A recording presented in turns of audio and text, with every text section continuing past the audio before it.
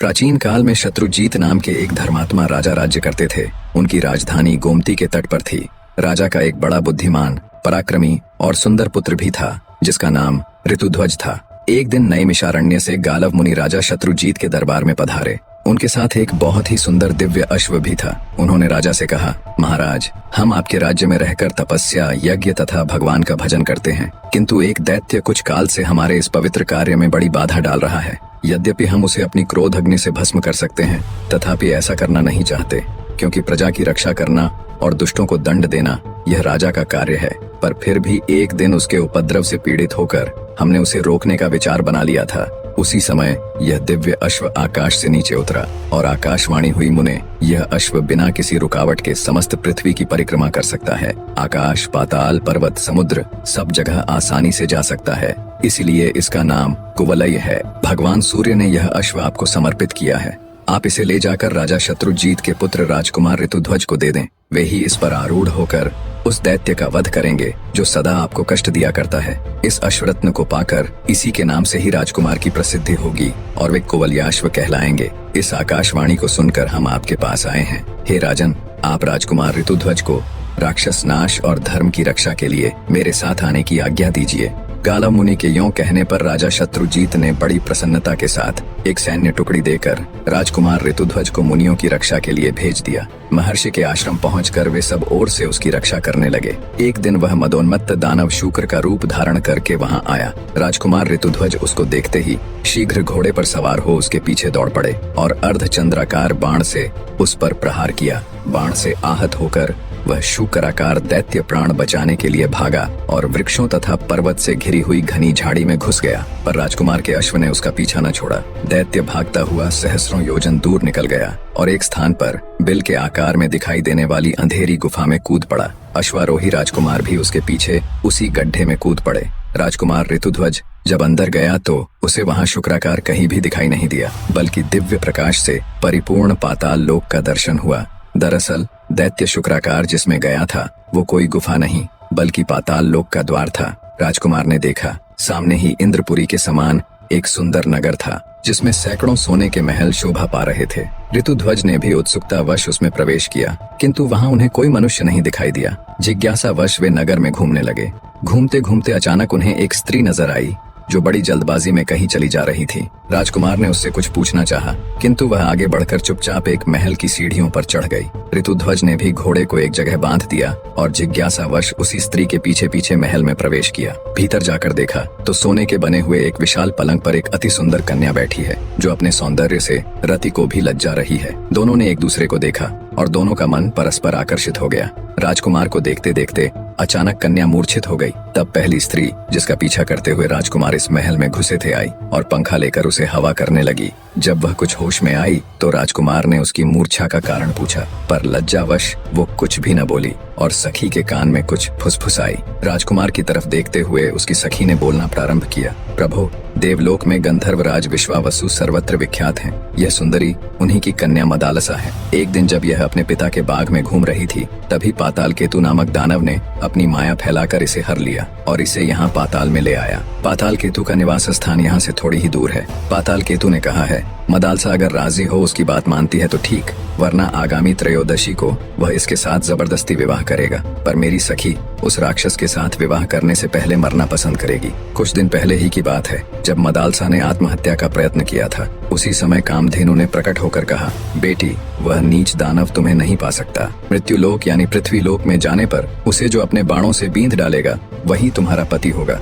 इतना कह वो अंतर ध्यान हो गई। फिर अपना परिचय देते हुए उस स्त्री ने कहा, मेरा नाम कुंडला है, मैं मदालसा की सखी, विंध्यवान की पुत्री और बौर पुष्करमाली की पत्नी हूँ। मेरे पति देवासुर संग्राम में शुंभ के हाथों मारे गए, तब से मैं तपस्या का जीवन व्यतीत कर रही हूँ।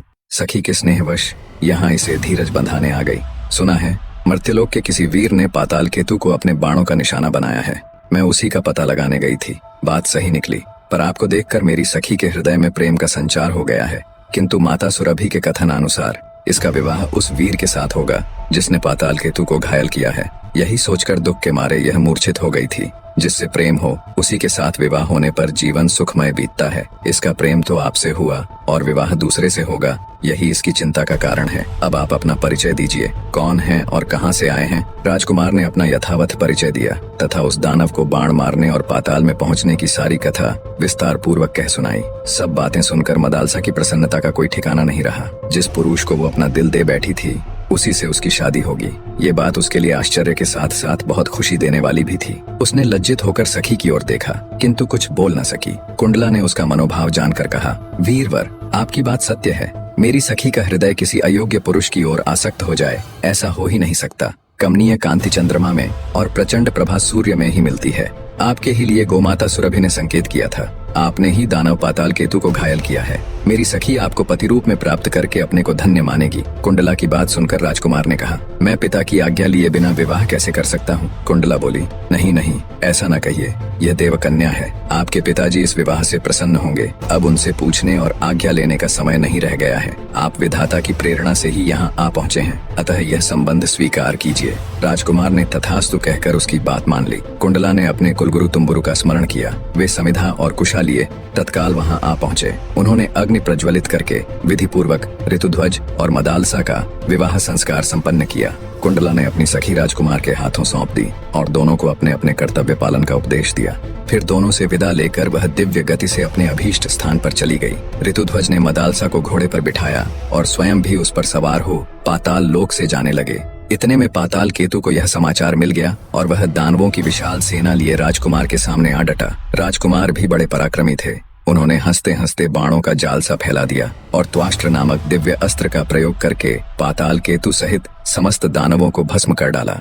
इसके बाद वे अपने पिता के नगर में जा पहुंचे। घोड़े से उतरकर उन्होंने माता पिता को प्रणाम किया। मदालसा ने भी सास ससुर के चरणों में मस्तक झुकाया। ऋतुध्वज के मुख से सब समाचार सुनकर माता पिता बहुत प्रसन्न हुए। उन्होंने पुत्र और पुत्र वधू को हृदय से लगाकर उनका मस्तक सूंघा। मदालसा पति गृह में बड़े सुख से रहने लगी। सब कुछ बहुत अच्छे से चल रहा था। तदनंतर एक दिन राजा शत्रुजीत ने राजकुमार ऋतुध्वज से कहा, बेटा, तुम प्रतिदिन प्रातः काल इस अश्व पर सवार हो ब्राह्मणों की रक्षा के लिए पृथ्वी पर चारों दिशाओं में घूमते रहो। राजकुमार ने बहुत अच्छा कहकर पिता की आज्ञा शिरोधार्य की। वे प्रतिदिन पूर्वाह्न में ही पृथ्वी की परिक्रमा करके पिता के चरणों में नमस्कार करते थे। एक दिन घूमते हुए वे यमुना तट पर गए। वहाँ पाताल केतु का छोटा भाई ताल केतु आश्रम बनाकर मुनि के वेश में रहता था। राजकुमार ने मुनि जानकर उसे प्रणाम किया। वह बोला, राजकुमार, मैं धर्म के लिए यज्ञ करना चाहता हूँ, किंतु मेरे पास दक्षिणा नहीं है। तुम अपने गले का यह आभूषण दे दो और यहीं रहकर मेरे आश्रम की रक्षा करो। मैं जल के भीतर प्रवेश करके वरुण देवता की स्तुति कर जल्दी ही लौटूंगा।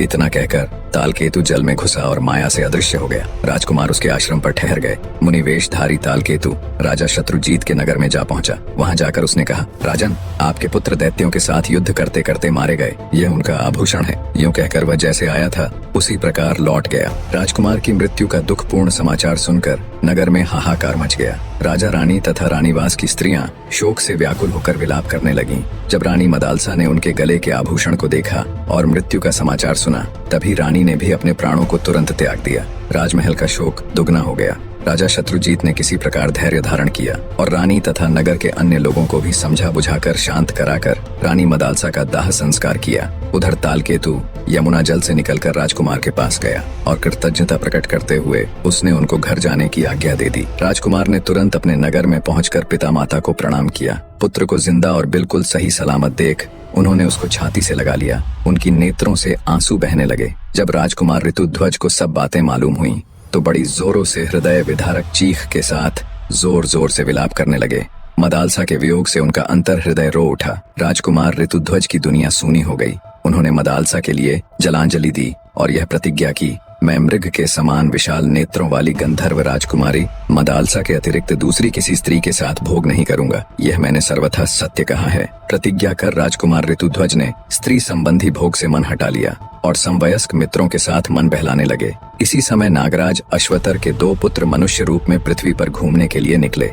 घूमते घूमते उनकी राजकुमार ऋतुध्वज के साथ मुलाकात हुई। ऋतुध्वज के सरल और मैत्रीपूर्ण स्वभाव के कारण जल्दी ही उनकी आपस में प्रागढ़ मित्रता हो गई। उनका आपस का प्रेम इतना बढ़ गया कि नागकुमार एक क्षण भी उन्हें छोड़ना नहीं चाहते थे। वे दिन भर पाताल से गायब रहते थे।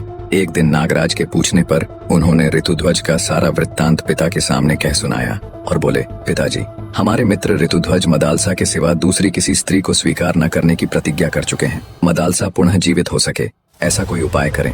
नागराज बोले, उद्योग से सब कुछ संभव है, प्राणी को कभी निराश नहीं होना चाहिए। यूं कहकर नागराज अश्वतर हिमालय पर्वत के प्लक्षावतरण तीर्थ में, जो सरस्वती का उद्गम स्थान है, जाकर अपने पुत्रों के मित्र राजकुमार ऋतुध्वज के हितार्थ दुष्कर तपस्या करने लगे। सरस्वती देवी ने प्रसन्न होकर उन्हें प्रत्यक्ष दर्शन दिया और वर मांगने को कहा। अश्वतर बोले, देवी, मैं और मेरा भाई कंबल दोनों संगीत शास्त्र के पूर्ण मर्मज्ञ हो जाए। सरस्वती देवी तथास्तु कहकर अंतर ध्यान हो गईं। अब दोनों भाई कंबल और अश्वतर कैलाश पर्वत पर गए और भगवान शंकर को प्रसन्न करने के लिए तालस्वर के साथ उनके गुणों का गान करने लगे। अति सुरीली वाणी में अपनी वंदना सुन महादेव जी प्रकट हुए और प्रसन्न होकर कहा, वर मांगो। तब कंबल और अश्वतर ने महादेव जी को प्रणाम कर कहा, भगवान, कुवलयाश्व की पत्नी मदालसा जो अब मर चुकी है, पहले की ही अवस्था में मेरी कन्या के रूप में प्रकट हो, उसे पूर्व जन्म की बातों का स्मरण बना रहे, पहले ही जैसी उसकी कांति हो तथा वह योगिनी एवं योग विद्या की जननी होकर मेरे घर में प्रकट हो। महादेव जी ने कहा, नागराज, तुम श्राद्ध का दिन आने पर यही कामना लेकर पितरों का तर्पण करना और श्राद्ध में दिए हुए मध्यम पिंड को शुद्ध भाव से खा लेना, इससे वह तत्काल ही तुम्हारे मध्यम फण से प्रकट हो जाएगी। नागराज ने वैसा ही किया। सुंदरी मदालसा उनके मध्यम फण से प्रकट हो गई। नागराज ने उसे महल के भीतर स्त्रियों के संरक्षण में रख दिया। यह रहस्य उन्होंने किसी पर प्रकट नहीं किया। तदनंतर नागराज अश्वतर ने अपने पुत्रों से कहा, तुम राजकुमार ऋतुध्वज को यहाँ बुला लाओ। नागकुमार उन्हें लेकर गोमती के जल में उतरे और वहीं से खींचकर उन्हें पाताल में पहुंचा दिया। वहां वे अपने असली रूप में प्रकट हुए। ऋतुध्वज नागलोक की शोभा देखकर चकित हो उठे। उन्होंने नागराज को प्रणाम किया। नागराज ने आशीर्वाद देकर ऋतुध्वज का भलीभांति स्वागत सत्कार किया। भोजन के पश्चात सब लोग एक साथ बैठकर प्रेमालाप करने लगे। तब नागराज ने मदालसा के पुनर्जीवित होने की सारी कथा उन्हें कह सुनाई। मदालसा के पुनर्जीवित होने की खबर सुनकर ऋतुध्वज की खुशी की कोई सीमा नहीं रही। उन्होंने नागराज से हर्षो उत्साहित होकर शीघ्र मदालसा से मिलाने का नम्र निवेदन किया। राजकुमार का हर्षोल्लाह देख नागराज ने बिना किसी देरी के उनको मदालसा से मिलवा दिया। राजकुमार ऋतुध्वज और रानी मदालसा एक दूसरे को देख भाव विभोर हो उठे और एक दूसरे को बहते नेत्रों के साथ गले लगा लिया। ऋतुध्वज के स्मरण करते ही उनका प्यारा अश्व वहां आ पहुंचा। नागराज को प्रणाम कर राजकुमार रानी मदालसा के साथ अश्व पर आरूढ़ हुए और अपने नगर के लिए रवाना हो गए। वहां पहुंचकर उन्होंने मदालसा के जीवित होने की कथा सुनाई। मदालसा ने भी सास ससुर के चरणों में प्रणाम किया। नगर में बड़ा भारी उत्सव मनाया गया। मार्कंडेय पुराण के अनुसार रानी मदालसा के 4 पुत्र हुए। महासती मदालसा ने अपने पुत्रों का उद्धार करके स्वयं भी पति के साथ परमात्मा चिंतन में मन लगाया और थोड़े ही समय में मोक्ष स्वरूप परम पद प्राप्त कर लिया। मदालसा अब इस लोक में नहीं है, किंतु उसका नाम सदा के लिए अमर हो गया।